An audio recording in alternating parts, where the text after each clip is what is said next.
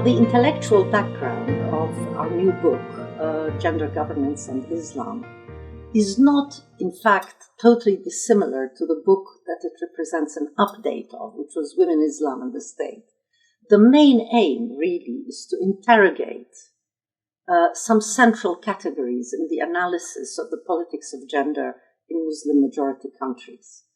Now, gender governance and Islam, of course, corresponds to a period where we've had literally seismic shifts which changed the tectonic plates and completely redefined all the terms of the debate.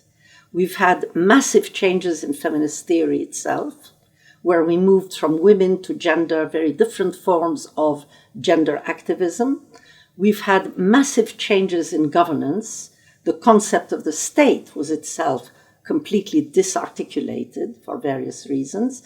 And we also have the deterritorialization of Islam. So every single term has changed. And the purpose of this book, obviously, is to re-engage and start to examine certain categories by means of case studies, grounding very concretely examples in their own context. And what we're trying to do here is to engage with what I believe has been an intense preoccupation with the effects of geopolitics and imperialism, and in particular, the engagements between feminism and imperialism, especially after the US invasions of Afghanistan and Iraq. Essentially, to boil it down to something simple, what we are arguing is that ultimately it is internal struggles for control, legitimacy, and identity that determine the politics of gender, and the engagement with the global and global encroachments vary a great deal from case to case. We are pushing back against prevailing narratives that try to explain developments and transformations in the Middle East, particularly as it pertains to gender norms and relations, mainly with reference to imperialism, neocolonialism, and neoliberalism, and of course, colonialism in the past. And while it would, of course, be absurd for me to explain developments in Iraq without reference to US imperialism, I mean, we had the invasion and the occupation, what I'm arguing is that we really need to pay attention to local actors, local and regional actors, and that it is far too simplistic to explain Iraq or any other context for that matter just by reference to US intervention. So in my chapter, I show that Iraqi politicians, the subsequent governments, which are all very corrupt and sectarian, militia leaders, tribal leaders, religious authorities, families within Iraq, but also regional actors such as Saudi Arabia, Turkey, Qatar, Iran, have played a very important role in shaping politics in Iraq. Even now that it's published, so many things have changed, and we see an increase in authoritarian politics throughout the region. We've seen, for instance, most recently, the invasion of North Syria by the Turkish government. And it's very telling that President Erdogan told us what he is fighting is a woman's terrorism. He stressed a woman's terrorism. So it's very clear that for him, it is not just a matter of fighting the PKK-led Kurdish political movement, but what really gets him is the fact that there's a movement that actually puts gender-based equality at its center.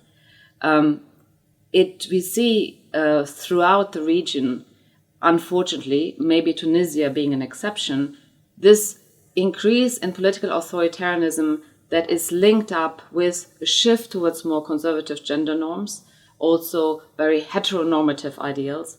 And we see at the same time a pushback, and feminist, women's rights activists, and LGBTQ activists in the regions actually play a dominant role in trying to challenge authoritarianism. So we see this unfolding in front of our eyes, as we also see, of course, the rise in right-wing conservative ideologies in the West. And I think the book is really timely because it really challenges this idea that it's Western liberal thought that is being imposed on the region. We cannot actually, in some ways, the book makes a point that we cannot really work with these categories of West versus East or Middle East. But we really have to look how, all regions actually are very polarized in terms of those forces who have progressive ideals, gender-based equality, democratic ideas, and human rights being one of them. And then those forces who are right-wing authoritarian and have very conservative gender norms.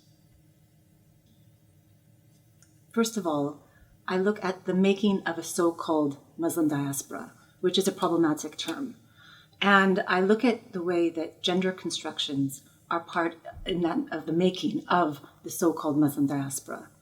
Second, I jump inside the so-called Muslim diaspora, and I look at its diversity, particularly looking at the divergent ways that different groupings challenge gender ideologies, challenge gender constructions, and really question the way that their bodies are being sort of written upon. We live in societies that are being dominated by populist movements that stretch across the Atlantic Ocean. And these gendered ideologies that are attached to these populist movements are really problematic for Muslim populations.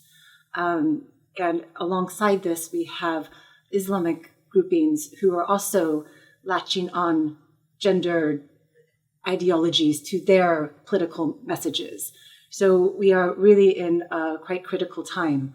And the point that I try to make in my chapter is that it's really quite urgent for us to listen to the voices on the ground.